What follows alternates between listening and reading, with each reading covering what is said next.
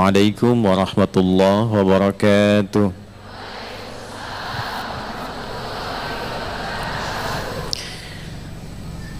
Alhamdulillah tamam alhamdulillahu ta'ala wassalatu wassalamu ala rasulillah ahsaniz zawjil mustafa li zawjatihi wa li ailatihi wa nabiyyan mursala wa uswatan linnasi ajma' fasalawatullahi alaihi wassalamuhu tam wa ala alihi wa sahbihi wa dhurriyyatihi wa ummatihi ila yaumil wafa wa ba'd.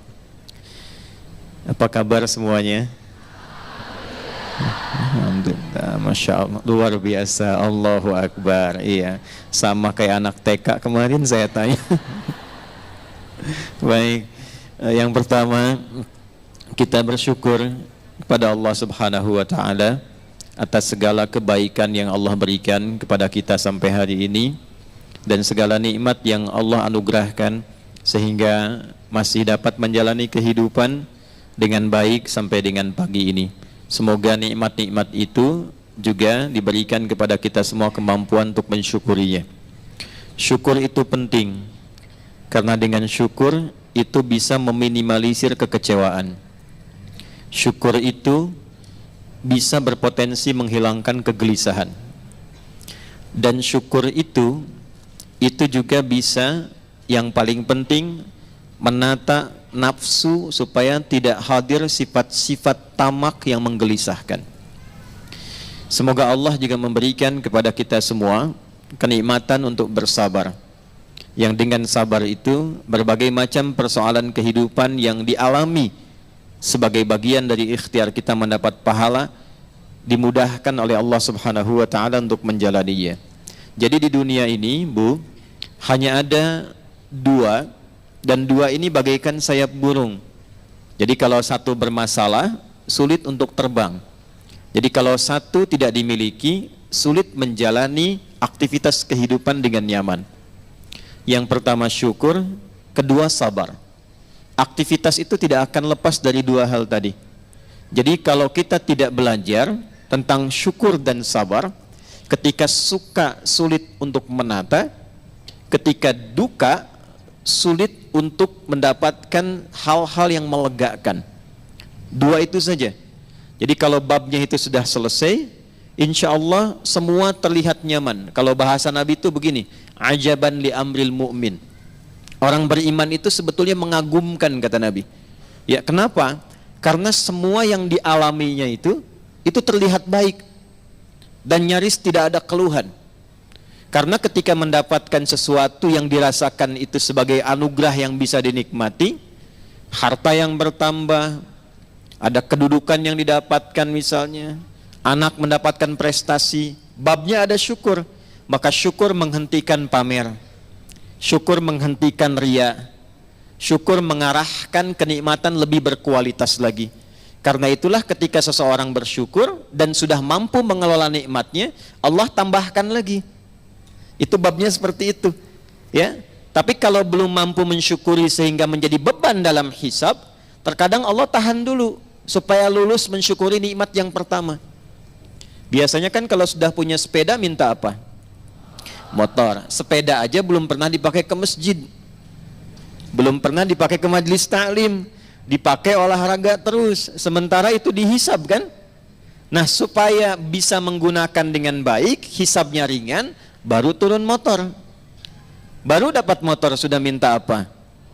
Ayo terus tambah tuh. Ya. Nah, itu babnya demikian. Tapi kadang-kadang dalam menjalani itu kan tidak mudah. Ada persoalan, ya, ada tanggung jawab yang harus dilakukan.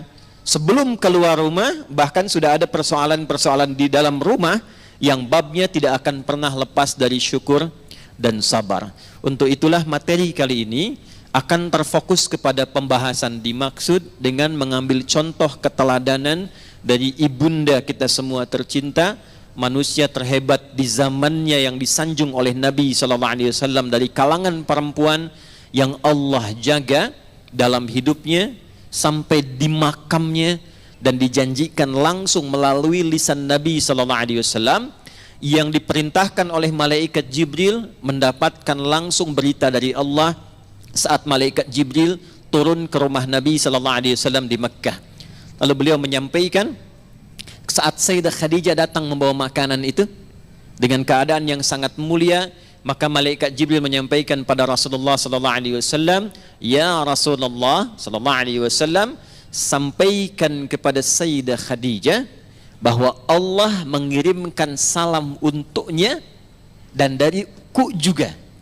Allah mengirimkan salam untuknya dan dariku juga. Dan sampaikan kepada istrimu Sayyidah Khadijah, kama qala, Allah telah menghadiahkan satu tempat di surga berlapis mutiara yang kokoh, yang tidak akan pernah menghadirkan di dalamnya lelah lagi. Tidak akan pernah menghadirkan di dalam rumah yang mewah dan indah itu segala kelelahan yang pernah dirasakan dalam pengabdiannya selama menjadi istri Nabi sallallahu alaihi wasallam. Bagaimana beliau mendapatkan semua kemuliaan tadi sampai terjamin bahkan dalam suasana kuburnya. Jadi saya baru tiba dari salah satunya di Mekah beberapa pekan yang lalu. Dan di antara agenda yang sebetulnya tidak terjadwalkan, tapi Allah antarakan. Jadi Masya Allah, kami ini mengajar, Bu, sering menyampaikan keteladanan dari beberapa sahabat. Itu di periode kemarin kami berangkat, Allah memperkenankan, memperjalankan ke setiap sahabat-sahabat yang kami sampaikan dalam ta'lim, yang tidak terfikir sebelumnya. Di Madinah, malamnya persiapan berangkat mau ke Mekah, tiba-tiba dapat telepon harus segera datang ke kantor imam Masjid Nabawi. Lalu begitu sampai di sana, saya kira akan diterima di kantor, ternyata langsung diajak cepat menuju tempatnya para imam. Di sana ada yang sedang murajaah. Jadi imam itu sebelum mengimami, imam Masjid Nabawi itu murajaah dulu. Ya, setoran dulu, setoran hafalan. Ya, kemudian mengulang-ulang baru mengimami. Lalu diajak bertemu ke ketua semua kantornya di situ, kita diskusi, ngobrol. Kemudian selesai, tiba waktu Isya, semua berhenti, saya dibawa khusus ya dan ditemani staf, yang lain diberhentikan, kita diajak ke makam Nabi. Setelah itu di depan makam Nabi bersalawat, mengucapkan salam, ya, kemudian langsung ditempatkan di Raudhah, ya. Selesai Isya pulang.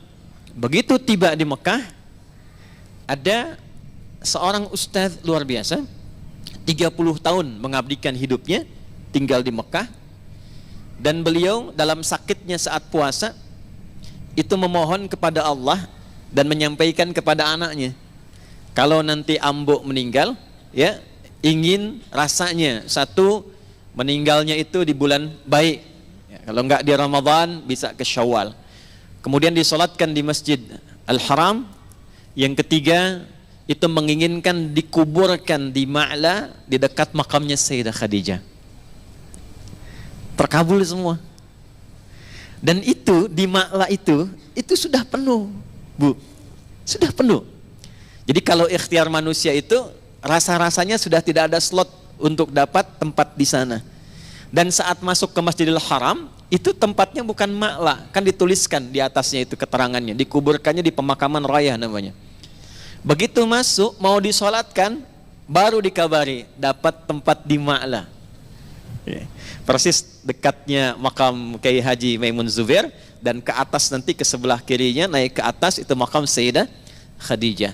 Maka saya putuskan untuk berziarah, ya, ke hamba mulia ini. Jadi saya ingin datang langsung ba'da zuhur. Qadarallah ba'da zuhur itu bukan waktunya ziarah. Ziarah itu ba'da subuh dengan ba'da asar, 2 waktu. Tapi perhatikan bagaimana cara Allah itu menghendaki. Kalau sudah berkehendak, terjadi. Maka apa yang terjadi? Kami cuma sampaikan, ada kawan kami, ayahnya meninggal. Kami datang jauh-jauh ke sini hanya untuk berziarah. Tidak ada yang lain. Maka apa yang terjadi? Alhamdulillah. Jadi yang datang cuma saya, kawan, ada staf 2 orang, 4 orang. Dan suasananya sudah sepi, kosong. Maka diperkenankan masuk, diantar pakai golf car, naik. Setelah ziarah dari situ ke Kiai Haji Maimun Zubair selesai, ternyata dikabari, saya nggak minta, Syekh harus ke makam Sayyidah Khadijah. Saya nggak minta. Terpaku kita, dibawa naik ke atas, dan itu satu-satunya makam di Ma'lah yang berbeda sendiri, teduh sendiri. Burung-burungnya itu kan makam banyak, tapi burung-burung yang terbang itu hanya ingin berada di sekitaran makam Sayyidah Khadijah banyaknya. Teduhnya, mulianya, terawatnya, dan juga dibandingkan dengan istri Nabi Sallallahu Alaihi Wasallam yang lain yang ada di Baqi pada umumnya, mulia juga makam semuanya. Tapi Sayyidah Khadijah berbeda. Ya kita berdoa, memohon kebaikan-kebaikan untuk kita. Kalau beliau kan sudah terampuni, tempat surganya sudah mulia, ya kita hanya memohon cahaya-cahayanya, kebaikannya, dan disatukan oleh Allah dengan keluarga Nabi Sallallahu Alaihi Wasallam. Tapi apa yang poin yang ingin saya tarik di pertemuan kita sebagai pembuka? Bagaimana ada seorang sosok perempuan? Kita bicara tentang fikih perempuan, laki-laki nanti di tempat yang berbeda. Bagaimana menjadi seorang perempuan yang mulia? Sampai-sampai di dunianya mendapatkan kemuliaan yang diberkahi, dikenang setelah wafatnya. Kan keberkahan itu ziyadatul khair namanya ya. Berkah itu bukan bertambah bendanya, awas jangan salah memahami. Berkah itu bukan banyaknya, berkah itu bukan kuantitasnya, tapi berkah itu bertambah kualitasnya, memanjang kenangan kebaikannya. Dalam bahasa Arab disebut dengan ziyadatul khair namanya. Ya, kurang lebih demikian. Ini kelihatan Bu? Ya, saya tulis dulu ya, baru kelihatan nanti ya. Nah, saya besarin tuh. Nah, ziyadatul khair. Ya, di sini sudah pada pinter insya Allah ya. Belum ditulis belum, ya kan? Nah, ya. Ziyadatul khair, bertambah nilai kebaikannya. Nah, orang yang usianya berkah, Ibu pernah dengar doa, ya Allah berkahi umurku kan? Bukan ajal. Ajal dengan umur itu beda. Apa artinya ajal? Ya. Nah, waktu kita terbatas. Kita ambil ilmu sahabat saja dengan cepat. Kalau belum tahu, katakan wallahu a'lam. Baik. Apa artinya ajal? Ya. Mau dapat ajal? Pasti. Udah kenceng diralatnya? Pasti. Baik, pasti. Baik. Ajal itu pada mulanya, pada asalnya, itu yang kita sebut dengan usia. Batas kehidupan. Ajal itu batas kehidupan.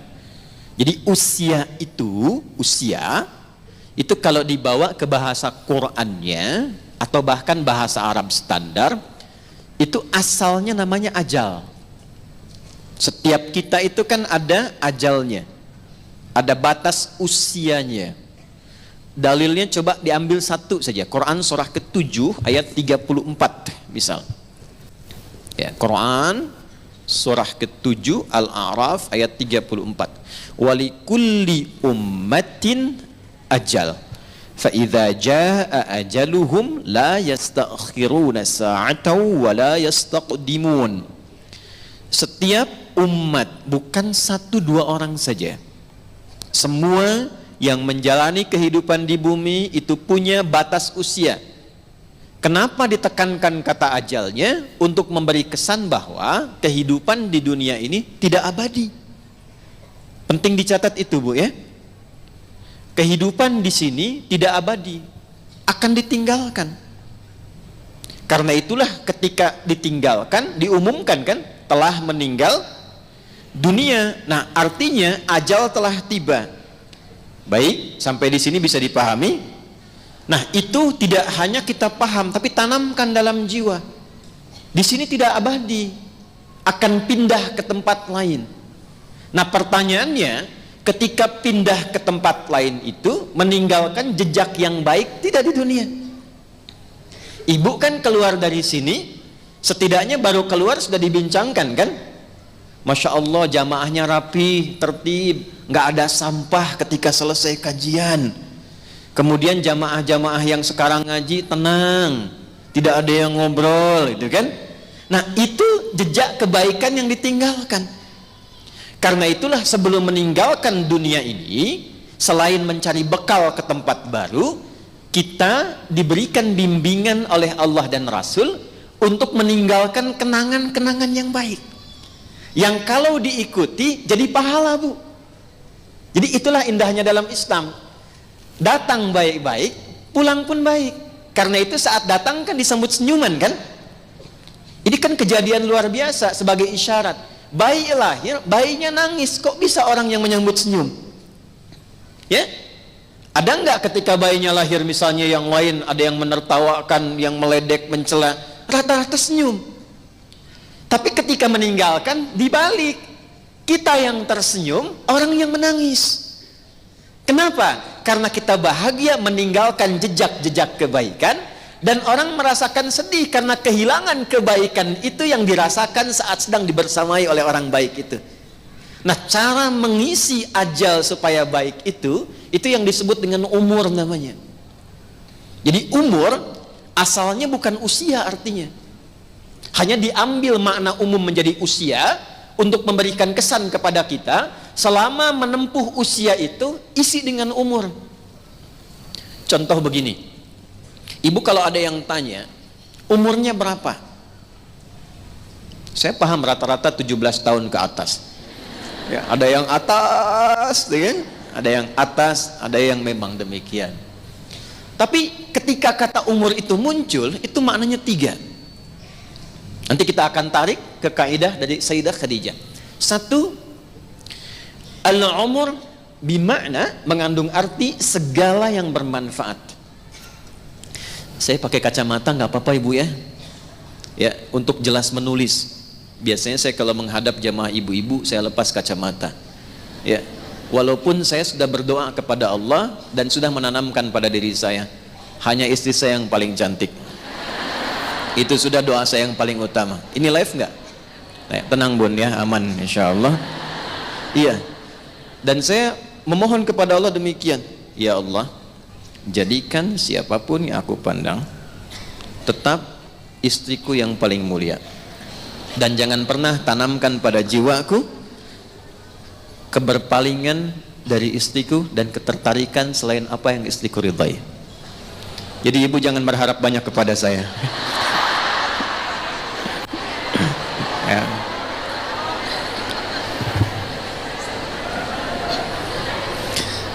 Saya tahu itu akan direkam, dengar nih Pak. Lihat sini, balik sini. Oke. Sampai mana tadi kita itu umur? Insya Allah ingat. Segala yang bermanfaat. Ya. Baik. Ini saya buka kaidah umumnya dulu untuk menunjukkan kesan di akhir nanti betapa Sayyidah Khadijah memahami ini. Lalu kita tarik kemudian praktek dalam kehidupan beliau, poinnya apa, itu yang kita simpulkan nanti dan dibawa pulang. Singkatnya, selama hidup, kalau ingin dikenang, punya nilai kebaikan bahkan sampai masuk ke alam kuburnya, tapi nama dan kisahnya tetap harum, maka buatlah dan rencanakan semua aktivitas yang punya nilai manfaat. Melihatlah dengan yang baik saja. Bila yang dilihat tidak bermanfaat, tak harus dilihat. Berbicara yang mengandung manfaat. Bila yang akan disampaikan sekiranya tidak bermanfaat, bahkan cenderung menyakiti, maka abaikan. Sampai ke ujung kaki. Sayyidah Khadijah radhiyallahu taala anha, saat masih ingat kita bahas sebelum beliau menikah dengan Nabi, itu memegang teguh asas yang pertama ini. Tidak pernah bicara kecuali yang bermanfaat.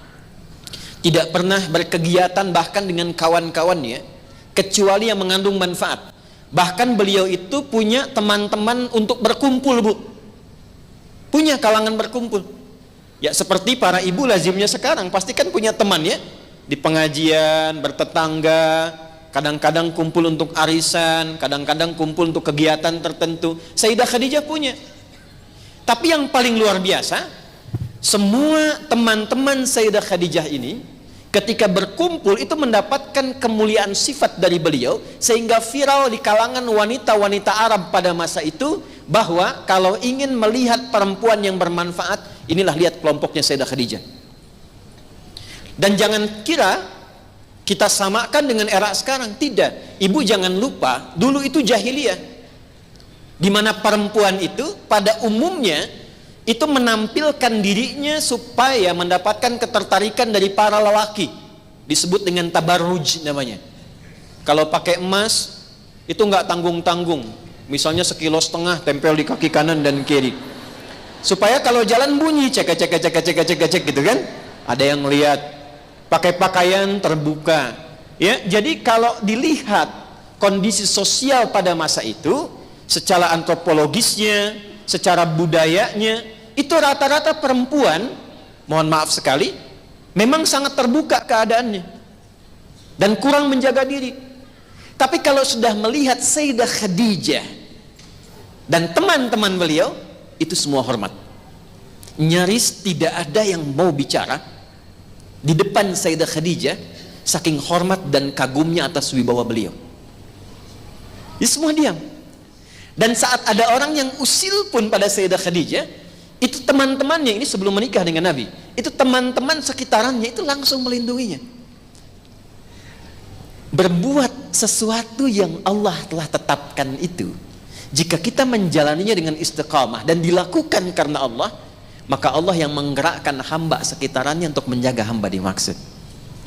Jadi kalau dari sekarang ibu menjadikan semua aktivitas usia itu untuk menaati Allah, ya tidak harus dalam konteks sholat saja. Bukan hanya sholat, bukan hanya baca Quran. Saya ingin mengisi sisa hidup saya untuk menaati Allah. Mulai sekarang saya akan gunakan pandangan pada yang Allah sukai saja. Saya akan gunakan pendengaran pada yang Allah sukai. Saya akan gunakan lisan pada yang Allah sukai. Kata Allah, jangan gibah, saya tahan gibah. Saya tidak, Ustaz. Bagus. Tidak seperti ibu itu tuh. Kalau bicara, masih berarti. Tahan. Tahan.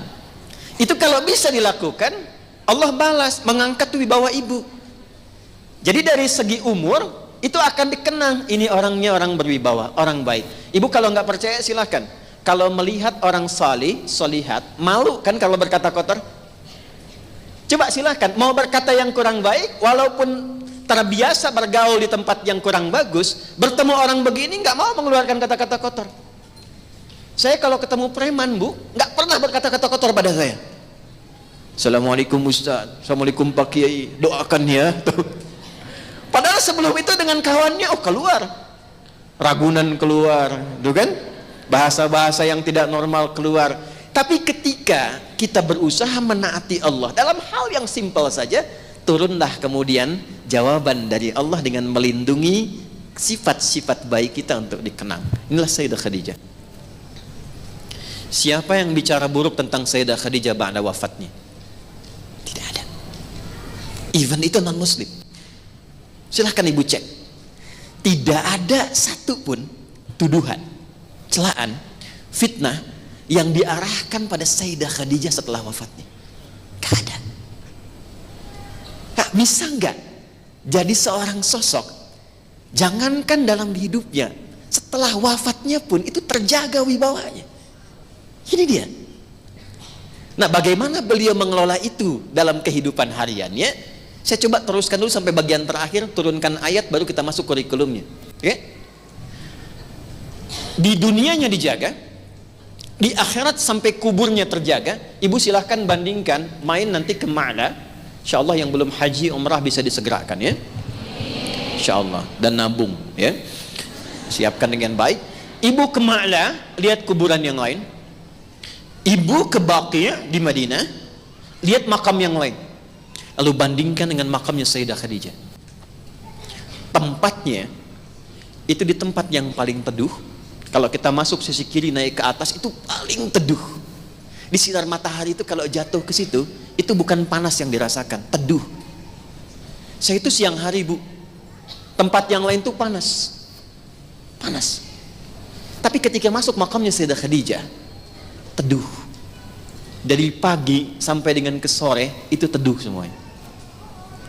Coba Anda bayangkan, dunianya harum, alam kuburnya harum, dan akhiratnya mendapat jaminan langsung yang salamnya dibawa oleh malaikat Jibril, hadiahnya langsung dari Allah, semua jenis kegelisahan, kelelahan, dan semua bentuk pengabdian selama di dunia itu dibalas langsung oleh Allah, berkebalikan dengan semua sifat surganya.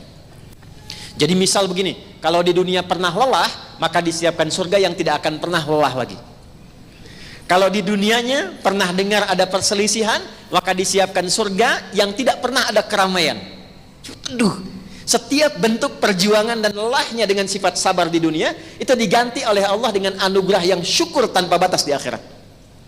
Dan satu-satunya perempuan yang disiapkan langsung diberikan oleh Allah satu rumahnya yang disusun dari mutiara yang paling indah yang pernah ada. Qasab namanya, Sayyidah Khadijah. Jadi nanti ada 4 perempuan. Setelah kita belajar istri Nabi, kita akan belajar tentang 4 perempuan penghulu langit. Ya, nanti ada Sayyidah Khadijah, Sayyidah Maryam, kemudian Sayyidah Fatimah binti Sayyidina Muhammad sallallahu alaihi wasallam, dan yang terakhir adalah Sayyidah Asiyah binti Muzahim. Ya, dan 4-empatnya ini suaminya unik. Hanya satu yang tidak bersuami, yaitu Maryam binti Imran. Jadi nanti ini mewakili karakter perempuan semua. Ya, mungkin selama hidup ada yang belum menikah, nanti bisa mengambil keteladanan Maryam. Ada yang hidup kesulitan ekonomi tapi diganti lewat doa sehingga kaya hati, nanti bisa lihat Fatimah. Ya, Sayyidah Fatimah binti Muhammad sallallahu alaihi wasallam. Ada yang hidupnya diberikan kelebihan oleh Allah, pasti ada. Ya, harta benda yang melimpah, kenyamanan, kemudian berumah tangga, bisa nggak meraih dan jadi perempuan penghulu langit? Sayyidah Khadijah. Ada yang pasangannya dirasa nggak ideal, istrinya rajin ngaji, suami sholat aja susah, nggak usah tengok-tengok. Minta ngaji susah, bahkan mau berangkat ngaji pun dilarang-larang. Tapi kan bukan Firaun. Nah, nanti fikihnya ada di mana?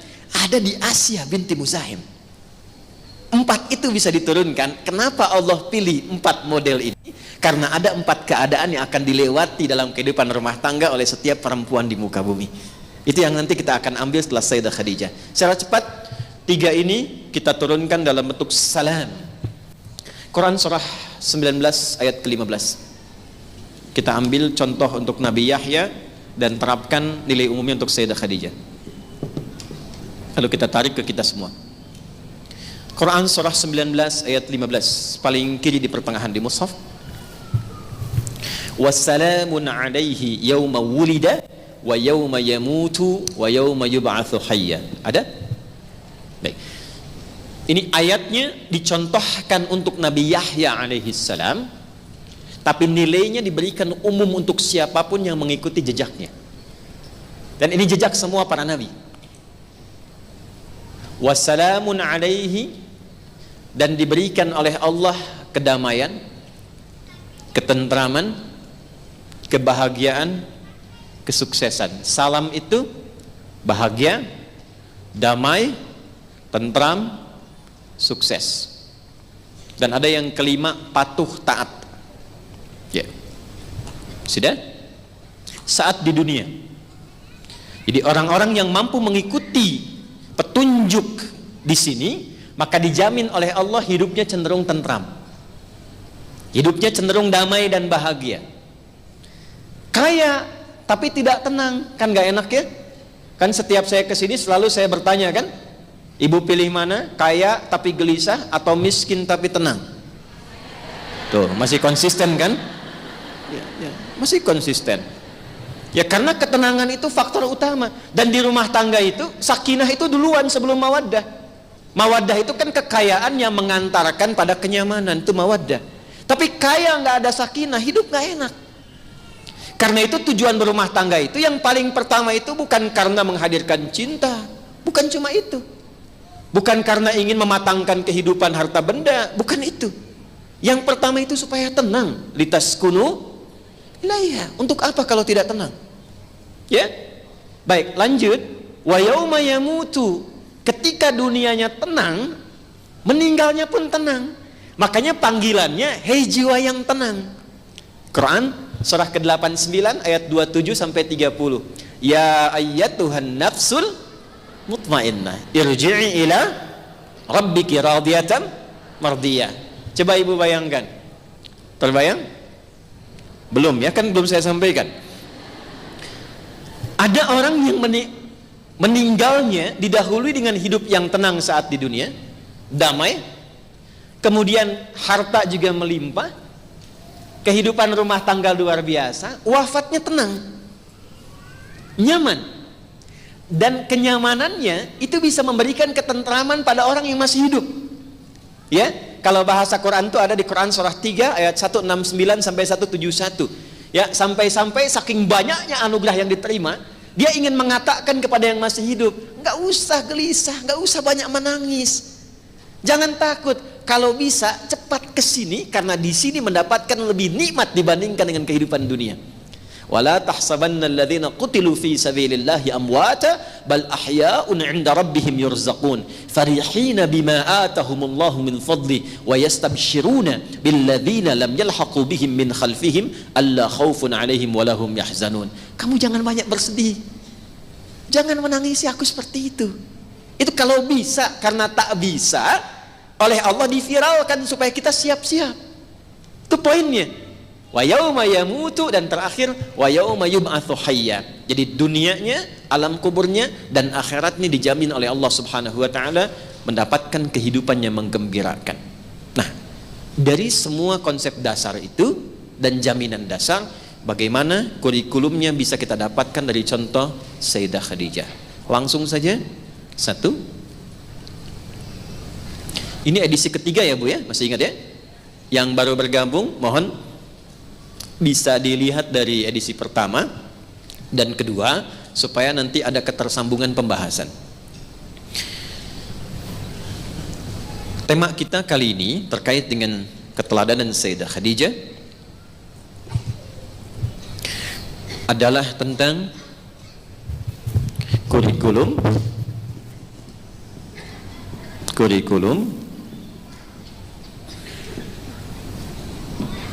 keluarga sukses dan bahagia. Ya. Ya. Sudah? Dan dasarnya kembali pada keteladanan Sayyidah Khadijah. Jadi dari Sayyidah Khadijah berumah tangga dengan Nabi sallallahu alaihi wasallam itu menurunkan banyak kurikulum. Nah, ini yang ketiga pembahasannya ini. Kita akan bagi dua bagian pembahasan ini. Satu terkait dengan konsep harta. Bagaimana menata harta di dalam kehidupan berkeluarga sehingga dengan harta itu sukses menjalankan misi dunia dalam konteks berumah tangga dan juga mendapatkan kebahagiaan dalam menjalaninya. Satu, bab harta. Sudah? Dua, tentang perhatian dan kasih sayang. Perhatian dan kasih sayang.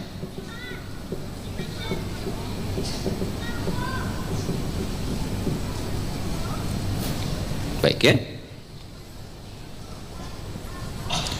Kalau mau ditarik ke bahasa Quran, yang ini mawaddah, yang ini rahmah. Sakinah datang belakangan nanti. Jadi kalau ini sudah optimal, datang sakinah. Kalaupun ibu namanya sudah sakinah, tapi tidak optimal mengelola dua ini, maka boleh jadi akan bergeser. Sudah? Yuk kita langsung mulai tentang konsep harta. Ibu sekalian, baik yang tersambung saat ini lewat tayangan YouTube ataupun juga yang berada di sini, kita masih ingat bahwa Sayyidah Khadijah Bahkan sebelum menikah dengan Nabi sallallahu alaihi wasallam sudah diamanahi oleh Allah dengan harta yang sangat berlimpah. Saya tidak menggunakan kata dianugerahi, tapi menekankan kata diamanahi. Karena yang saya lekatkan di sini Sayyidah Khadijah. Ya, coba tinjau kata-kata itu. Bagaimana Sayyidah Khadijah memosisikan harta itu sebagai apa? Karena nanti banyak perempuan di muka bumi yang kalaupun mendapatkan harta, merasa harta itu adalah hasil dari kerja kerasnya. Merasa harta itu adalah kepemilikannya, sehingga ada yang berpandangan ya terserah, karena punya saya gunakan kemanapun ya terserah saya. Lupa bahwa ketika harta itu berada di tangannya, pada hakikatnya itu adalah titipan atau amanah dari siapa? Allah subhanahu wa ta'ala. Karena sifatnya titipan, maka berpotensi akan diambil kembali. Karena sifatnya titipan, maka berpotensi akan ditanya, kan? Itulah sebabnya kenapa saya gunakan kata diamanahi dibandingkan dengan dianugerahi. Baik, perhatikan baik-baik. Ini rumahnya, lokasi atau lokasi kediamannya Sayyidah Khadijah kurang lebih demikian. Kalau saya bikin kotak seperti ini, saya hapus dulu ya Bu ya, supaya mudah untuk bisa kita visualisasikan dengan cepat. Bismillahirrahmanirrahim. Alhamdulillah. Ya Allah.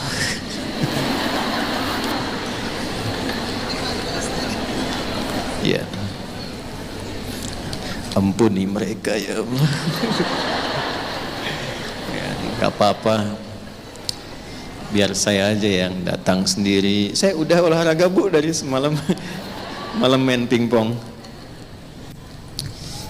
Bismillah. Ini ya, datang sendiri, nulis sendiri, ngapus sendiri. Sudah? Ini gambarkan di sini Ka'bah ya, paling gampangnya saja. Nah ini ya. Di sini saya ilustrasikan Hajar Aswad. Di sini Makam Ibrahim. Nanti yang ikut Umrah Desember saya tunjukkan ya peta-peta ini. Ini Hijr Ismail. Pelan-pelan. Kalau kita tarik garis lurus dari sini Hajar Aswad ke arah sini, ya, sudah.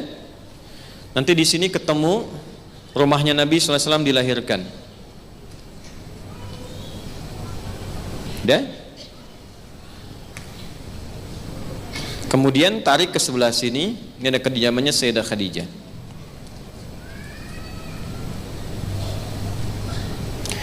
Kalau kita turunkan ini atau kita pindahkan ke tempat yang baru, kita hilangkan dulu Ka'bahnya, pindahkan ke sini supaya lebih kelihatan lokasinya, kurang lebih begini. Ya, kalau di sini rumahnya Nabi SAW dilahirkan, ini ada bukit di atasnya. Kalau matahari terbit itu dari sini. Di sini ada Jabal Qubais, ya, yang di atasnya Istana Raja. Nah di sini persis yang sekarang ada sa'i ya, mas'a di sini. Yang di sini kalau kita lihat ada sofa di sini Marwah. Yang lokasinya pas di dekat toilet yang ada sekarang. Keluar dari Marwah begitu sa'i ada toilet kan ya. Nah itu di area dekat situ itu ada kediaman Sayyidah Khadijah yang pada masa itu bahkan sebelum menikah dengan Nabi itu sudah memiliki harta yang berlimpah. Tempatnya juga cukup mewah untuk ukuran pada masa itu. Dan menjadi pusat pengambilan komoditi untuk ekspor impor. Tuh.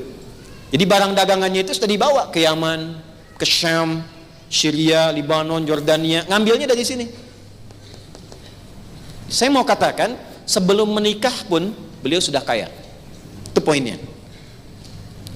Dan apa yang Allah titipkan kepada beliau, cara memandangnya itu, ini yang penting Bu. Cara memandang harta yang ada pada beliau itu diposisikan oleh Sayyidah Khadijah sebagai amanat Allah Subhanahu wa taala. Itu dulu. Jadi kalau ingin menjadi perempuan yang disanjung di langit dan bumi dengan 3 hal yang tadi kita dapatkan, pertama, posisikan setiap harta yang Allah titipkan sebagai amanat Allah Subhanahu wa taala.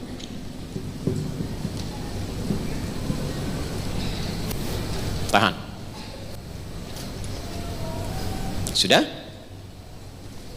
Sekarang lanjut. Kalau ada yang mengamanahi, boleh enggak harta amanah itu kita gunakan sesuai selera kita saja, boleh enggak? Pasti penggunaannya dibatasi oleh yang mengamanahi kan? Baik, saya misalnya katakan, Bu, ini saya titipkan motor saya ya, selama sebulan sampai saya kembali ke Bandung lagi. Kalau ibu mau pakai, pakai saja, cuma sekitaran Bandung saja. Jelas? Boleh nggak ibu pakai ke Cianjur? Ya? Boleh nggak ibu pakai ke Sukabumi? Karena batasnya di mana? Baik.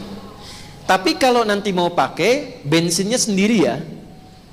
Boleh nggak kemudian bensinnya dihitung untuk ditagihkan?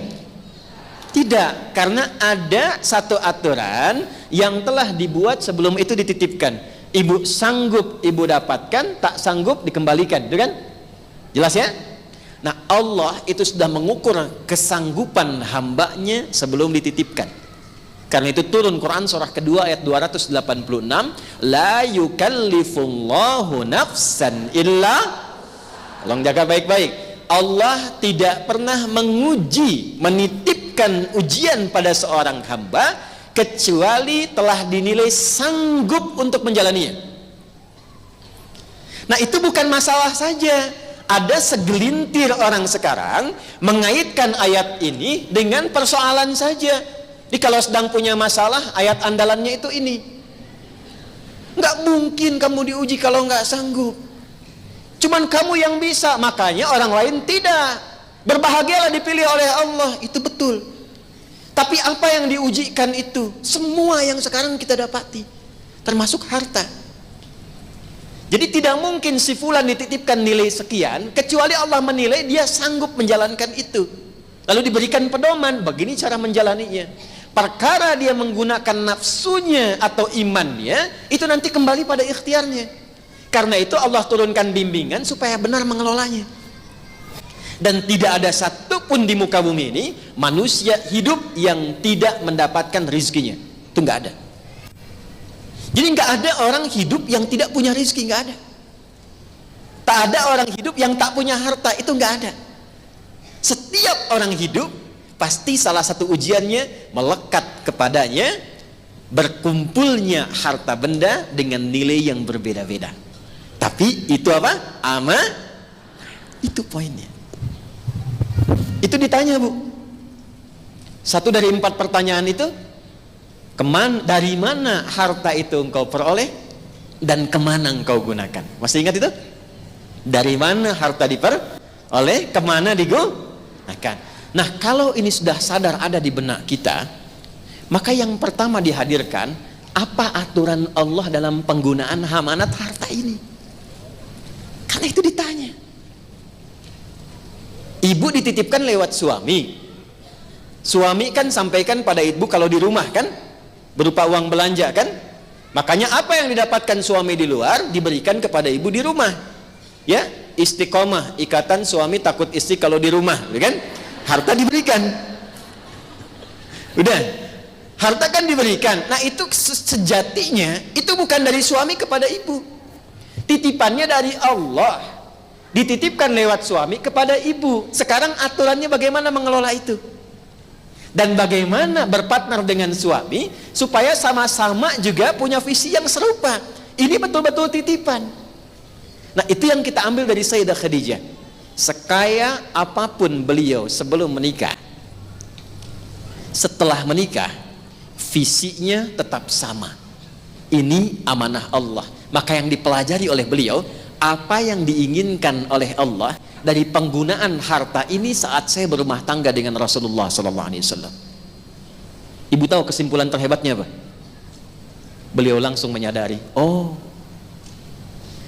kenapa saya diizinkan menikah 2 kali sebelum dengan Nabi Muhammad SAW dan tidak pernah menikah kecuali dengan orang yang sangat kaya di zaman ini.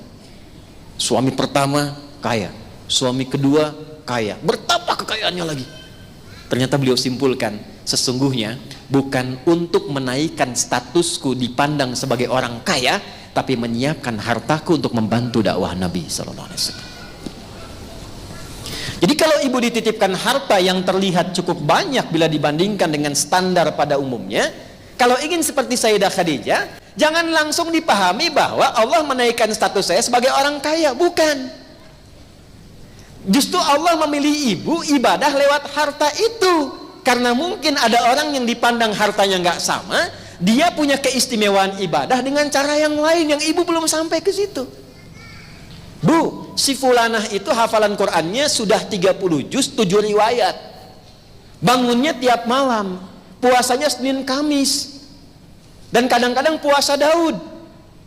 Orang mengatakan dia tidak punya apa-apa, justru karena saking dia merasa cukup dengan yang ada, dia gunakan sisanya untuk puasa. Kita yang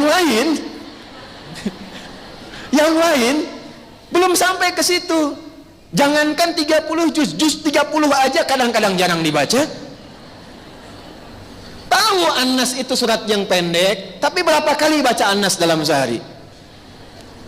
Tahu kita berusaha untuk ikhlas, tapi berapa kali baca Al-Ikhlas dalam sehari? Ya, dan cita-citanya surga Firdaus, pengen sama Sayyidah Khadijah lagi. Coba deh. Nah, makanya cara melihatnya apa? Kalau nggak sampai dengan kemampuan tenaga, kejar lewat harta. Pandai-pandai melihat Allah titipkan apa. Kan cuma 4 yang dititipkan itu. Ingat baik-baik itu ya, cuma 4. 1 ilmu. Dan diantara ibu pasti ada yang senang belajar, ikut pengajian, mencatat, mengajar lagi, ngajar tahsin. Nanti modelnya kita akan bahas setelah ini, Sayyidah Aisyah. Kan dari istri si Nabi itu semua karakternya mewakili perempuan di muka bumi. Ada yang kedua lewat harta. Yang ketiga kedudukan.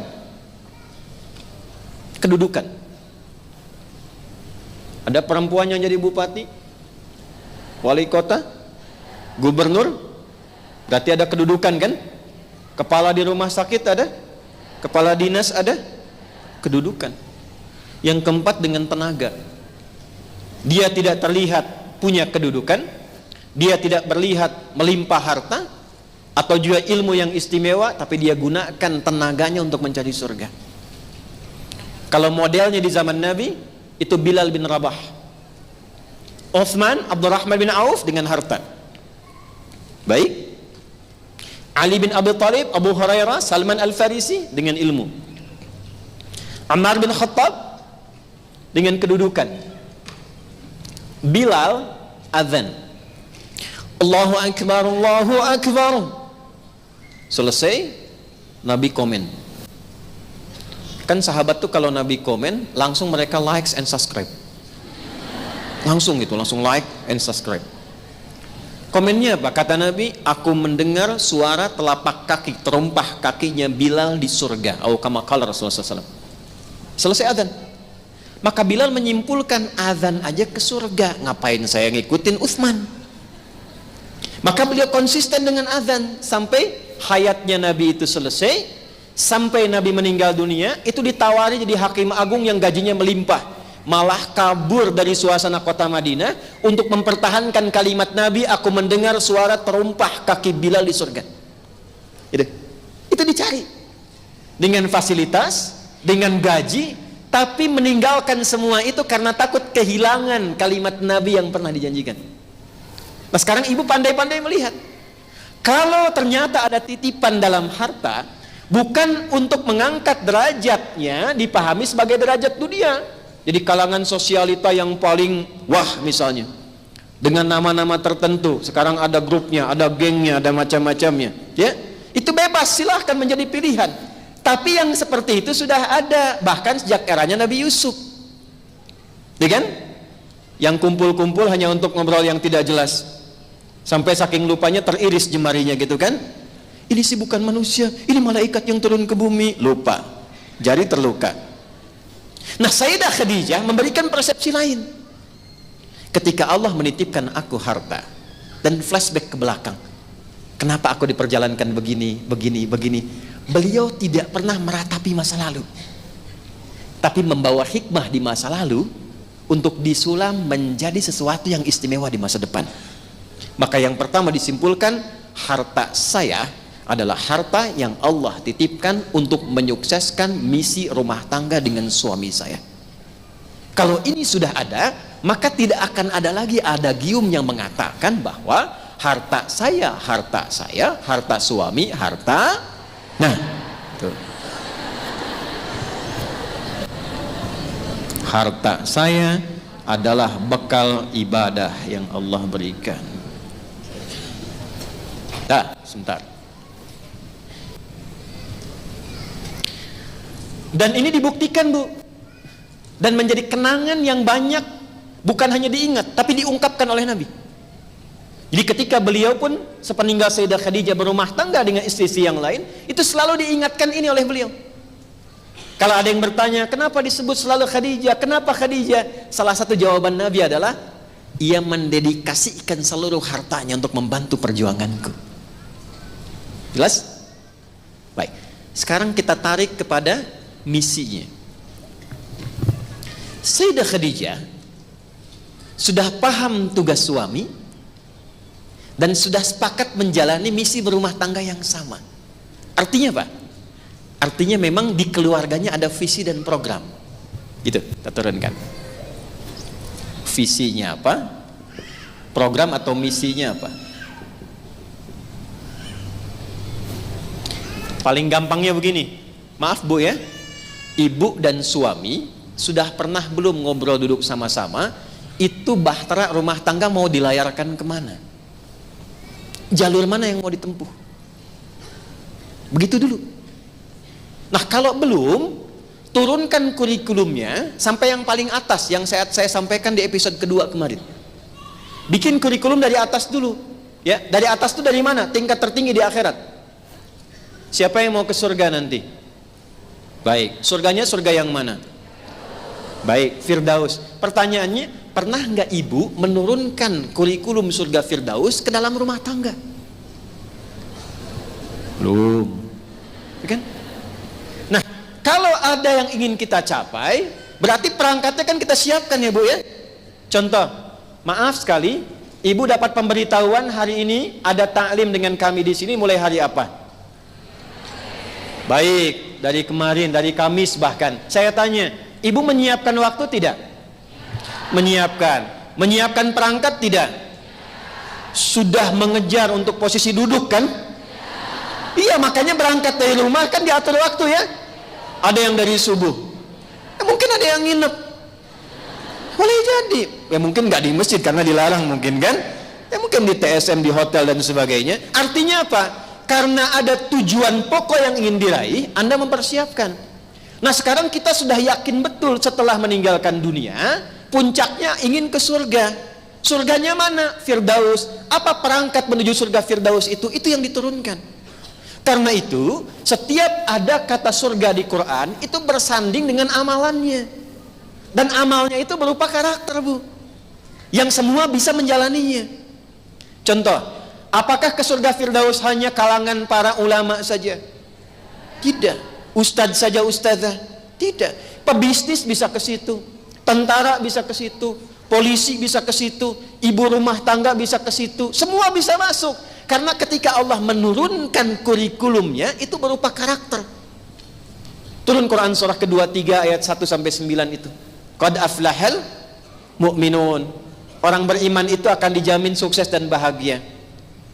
Puncaknya apa? Ketika masuk ke penghujung ayat yang tadi saya sampaikan, alladzina yarithunal firdausa hum fiyha khalidun. Orang-orang ini di dunianya itu sudah jelas program hidupnya, dia konsisten di situ dan dia menjadi calon penghuni surga Firdaus yang sedang berkehidupan di bumi. Jadi ada calon penghuni surga Firdaus yang sedang berpetualang di bumi. Apa cirinya? Alladzina hum fi salatihim khashi'un. Kalau salat bukan sekedar pengen salat, tapi pengen khusyuk salatnya. Kalau sekedar salat, surga yang lain sudah ada. Tapi kalau pengen ke Firdaus, tahapan salatnya tingkatkan sampai mendapatkan kekhusyuan. Maka selama hidupnya dia berusaha belajar supaya mendapatkan kekhusyuan dalam salatnya.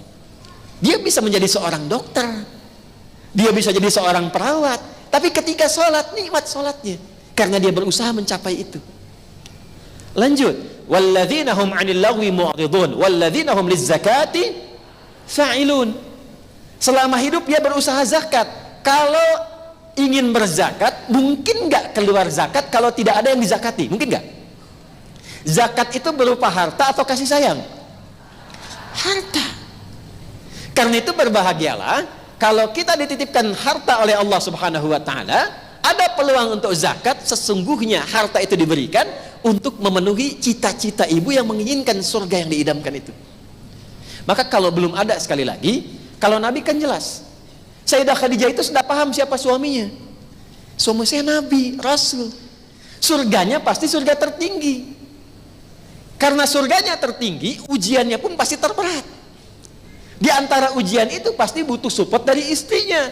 Itulah sebabnya kenapa Allah titipkan harta yang banyak pada saya, bukan untuk mengangkat status saya sebagai orang kaya, tapi harta ini digunakan untuk meringankan beban suami saya ketika membutuhkannya. Nah sekarang, ibu lihat suami ibu. Jangan banyak lihat suami orang. Gitu. Saya ulang ya. Ibu lihat suami sendiri. Jangan banyak lihat suami orang. Karena yang Allah pasangkan untuk menitipi kekurangan ibu dan berpartner itu pasangan masing-masing. Ingat, setan itu jenius, Bu. Sebelum menikah, pasangan ibu itu paling ideal. Setelah menikah, pasangan orang itu paling istimewa. Itu. Catat ya. Boleh bikin status. Aneh. Oke, sudah dilihat. Setelah itu bikin program. Visinya dulu, Pak. Suatu saat kan kita pasti akan meninggal. Iya, Bapak tahu. Bisa Mama duluan? Ya, alhamdulillah. Bisa Papa duluan? Innalillahi. Buat dua. Pak, sekiranya kalau kita pulang, kemana tujuan kita? Ini penting kalimat ini. Ke surga lama. Surga mana yang mau kita pilih? Emang ada berapa? Turunkan. Ini yang standar, Pak. Surga biasa. Ini yang surga Aden. Ini yang surganya pintu tahajud, pintu Ar-Rayyan, puncaknya surga Firdaus. Ya sudah, Firdaus, bismillah. Dari situ lihat apa pekerjaan suami. Kemudian dari situ karena ingin ada surga Firdaus jadi jembatan terakhir, baru turunkan apa kecukupan harta sesuai dengan kegiatan yang dijalani, aktivitas yang dilakukan untuk mencapai tujuan tadi. Baru diturunkan. Jadi ketika Allah titipkan harta dan kita sudah punya program, itu tidak akan Allah berikan kepada kita kecuali untuk mewujudkan apa yang telah kita mohonkan dalam doa itu. Turunkan satu-satu. Misal, alladzina hum fi salatihim khasyi'un, salat. Untuk salat khusyuk butuh tempat yang nyaman kan? Maka ketika Allah tambahkan harta untuk merenovasi rumah, wujudkan dulu itu. Jangan bikin kolam renang dulu, Bu. Tuh. Karena saat memintakan untuk mendekati Allah, harapannya kan ini. Kadang-kadang suka lupa. Dan celakanya kalau sudah lupa itu suka nggak inget. Itu. Kan sudah ada visi. Karena itu taruh paling depan nih. Inginnya ke sini. Baru turunkan ke bumi. Ketika Allah titipkan harta, simpulkan. Allah titipkan harta yang ini untuk mewujudkan misi yang ini. Alladzina hum fi salatihim khasyi'un. Salat, bikin mushola di rumah. Bikin mihrab. Kisah nyata. Suami istri soleh dua-duanya. Demi Allah saya katakan nih pasangan ideal. Dan mereka sudah menetapkan surga sebagai tujuannya. Sehingga mereka menurunkan kurikulum surga ke aktivitas di rumah. Termasuk di harta, di sikap, kasih sayang, perhatian. Tiba suami karena lelah dalam pekerjaan, pulang ke rumah malam, itu terlambat bangun, istri bangun duluan. Kalau kita misalnya ingin visualisasikan, 2:30 biasa bangun, ini jam 3 suami belum bangun. Istri sopan, tunggu dulu, mungkin lelah. Begitu sudah lewat dari batas rakaat yang biasa dibaca, batas ayat yang biasa disampaikan dalam sholat, yang diduga kalau ini terlambat lewat sekian, itu kehilangan nanti witirnya sampai ke fajar. Maka perhatikan cara istri mengingatkan. dengan senandung, dengan syair yang sangat indah dan tidak melukai sedikit pun. Pa, kita musafir yang sedang di perjalanan, yang bekalnya masih sedikit, sementara teman-teman kita sudah di depan lebih dulu jauh meninggalkan kita. Pa, kita takut bekalnya sudah habis dan kita kehilangan perjalanan dan tidak menyusul teman-teman kita di sana. Ayo Pa, kita perbanyak bekal lagi untuk menyusul teman-teman kita yang sudah jauh meninggalkan kita. Itu bahasa Arabnya demikian. Kalau diterjemahkan secara singkatnya begini, Pa, bangun Pa, bukankah kita menginginkan surga Firdaus? Teman-teman kita yang berusaha mencapai cita-cita yang sama sudah jauh meninggalkan kita di depan, kita masih kurang di belakang. Bangun sulit, tidur masih nyaman, siangnya sibuk, harapan Firdaus, sementara teman-teman sudah jauh di depan. Ayo kita bangun Pak. Tuh. Karena visinya sudah ada, itu saling mengingatkan. Suami bangun pun senang. Ada lagi kisah kedua yang saat akan mencari nafkah, karena harapannya adalah surga, dan surga tidak akan pernah mengenal hamba yang lekat dengan yang haram. Maka istrinya, ini kisah nyata, setiap suami berangkat bekerja selalu membisikkan di telinga suaminya. Lihat kalimatnya, kalau bahasa kitanya, sayang, mohon kalau pulang bawa yang halal ya, sekalipun sedikit kami akan menikmatinya. Tapi mohon jangan pernah membawa yang haram, karena aku dan anak-anak tidak akan pernah merasa sanggup untuk merasakan dahsyatnya neraka. Itu setiap berangkat kerja. Pernah nggak ibu kirim WA ke suami demikian?